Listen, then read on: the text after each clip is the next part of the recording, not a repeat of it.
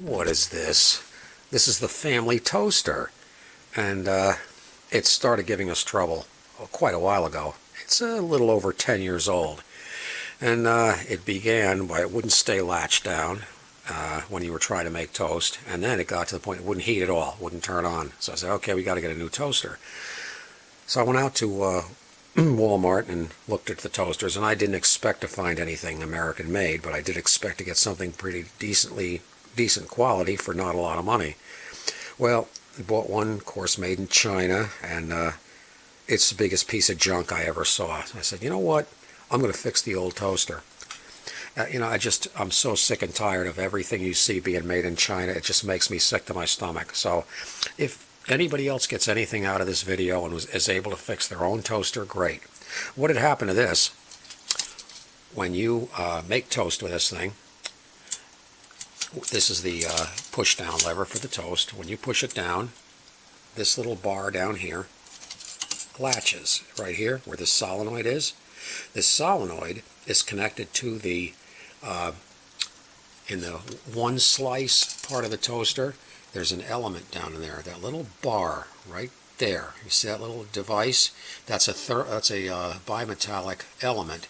It senses the temperature of the bread, and when it reaches a certain temperature, then this little bar, the solenoid, activates and kicks the bar out.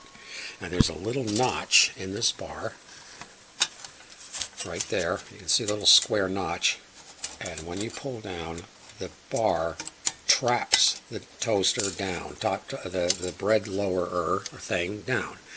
And then when the toast is done, it pops it back out again. That was and why that did that? There were a couple of raisins that came off of the bread and got trapped down here and made it kind of like getting something stuck under the gas pedal of the car. Similar situation. So I gave it a whole bath and cleaned all the crap out of here. Then that came to the problem of it not heating. Now, it's a double pole single throw switch here.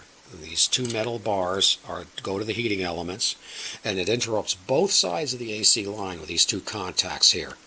And when you press the toast down, you see the lever goes down, and it hits the paddle and presses the two bars together to complete the circuit.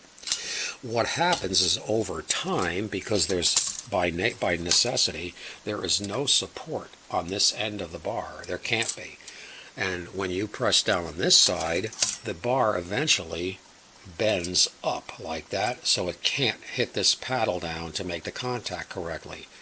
To fix that, you just take a pair of needle nose pliers and you bend right here. Bend it downwards in that direction, bend it downwards, so that this bar on this side makes contact sooner to this paddle to make the paddle close the switch. And that's all I had to do. That's what fixed this toaster. So as I say, if it saves one toaster from going to the landfill, I'll feel that I've done my job. And hopefully you get some enjoyment out of this video. I know it's not high tech, but it's something that needs to be done. And I also, as I say, I have this strong aversion to buying anything made in China. It makes me sick to my stomach. And as I say, we're going to keep an American-made toaster maybe for another 10 years. Who knows? That's it.